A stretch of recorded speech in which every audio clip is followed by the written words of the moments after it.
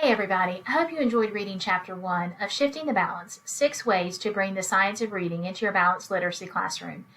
As I was reading Chapter 1, I started thinking about what a great job that the authors do, explaining the research, questioning their assumptions, helping us to maybe reassess some of our misunderstandings, and asking that crucial question, could we be wrong?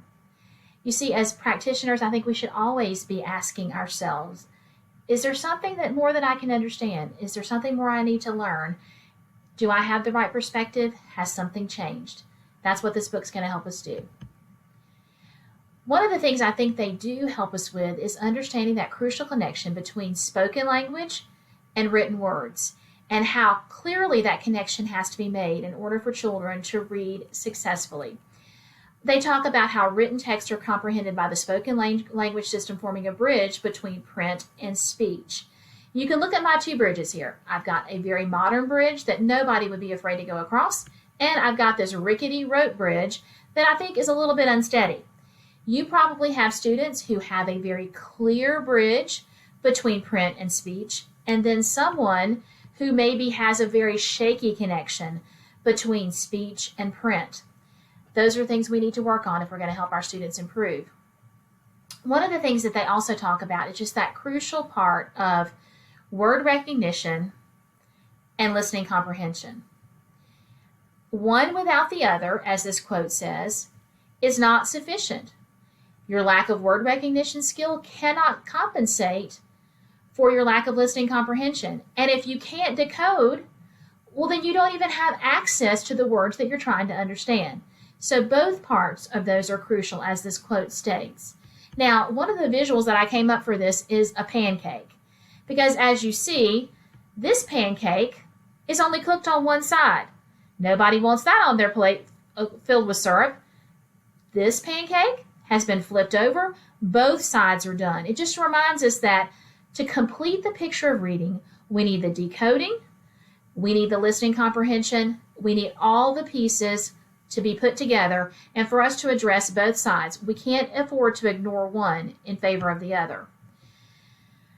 Now, here's another quote that I thought was really interesting. Beginning readers usually have listening comprehension skills that exceed the demands of those simple texts. So if they can decode the text, chances are they can understand them.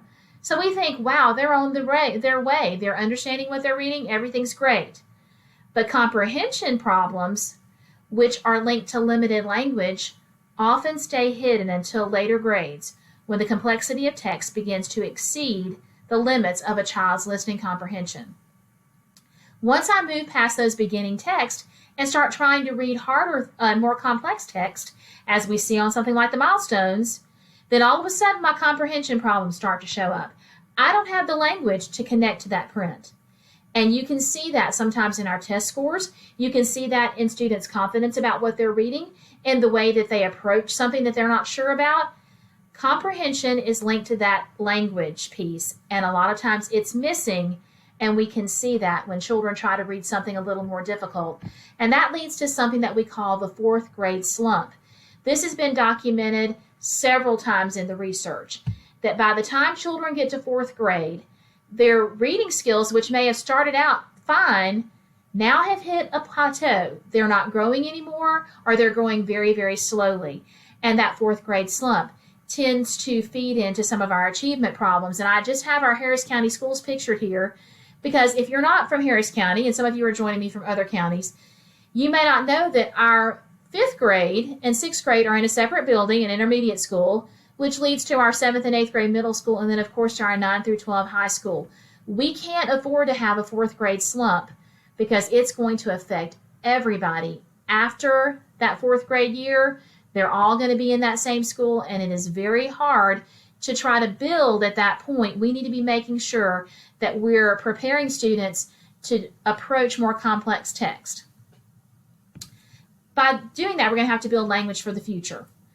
That means we're going to be looking at those beginning readers and thinking, wow, what kind of words might they encounter in the future?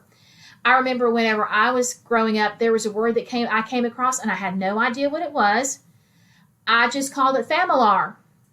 But I didn't realize until later that that word was actually familiar, because I guess whenever I was 6 or 7, I never heard anyone really say familiar.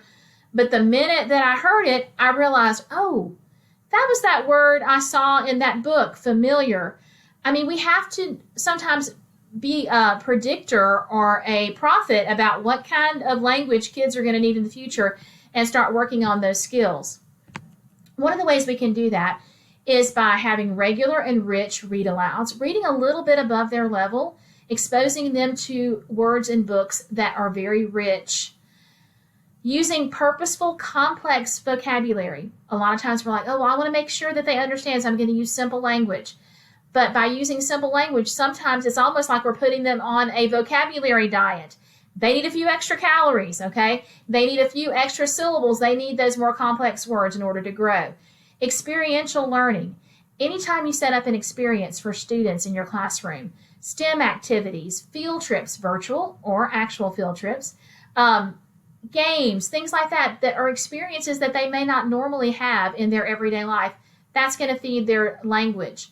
Meaningful conversations, making time to talk. Today's children are really only exposed to their peer groups because so many children are spending time in after-school care or they're around their friends all day at school. They're very limited in their time of contact with an adult. So that's something that we can try to fill in as school adults. We can try to have those conversations when we can. One of the things I'm including for you is this book called lesson plan for a book called Brick by Brick. It's available through your public library on eRead Kids. And Brick by Brick is the story of Luis and his poppy. And Luis's poppy is building the city that he lives in brick by brick. But Luis is building his mind book by book. And so this book is just a really rich read aloud. And I'm including some ways that I hope that you can talk about this book in this lesson plan. One of the pages, the double page spreads that I talk about, is that you're just going to talk about the word mortar because Poppy's making the mortar. He's a bricklayer, and you can talk about that. They see bricks all the time, but do they know that's an actual job? Do they know that the substance between the bricks is called mortar? Here we find Poppy, who's turning on the mixer, pouring in water, shoveling sand, and adding cement. That's how you make mortar. So as we take children through these books and just expose them to language that they might not otherwise encounter, they're going to be filling in their vocabulary, building those comprehension skills. And you know what? At the end of this book, Luis finds out that his dad has built him a sorpresa, a surprise, and it's a brand new house made of Poppy's bricks. And right here's another word that I don't know that everybody knows, fragile. That's in the lesson plan to talk about as well. All right. I appreciate your joining me this week. Stay tuned. Next week, we're going to talk a little bit about the sounds of language. Have a great day, and look for this link to the Brick by Brick lesson plan.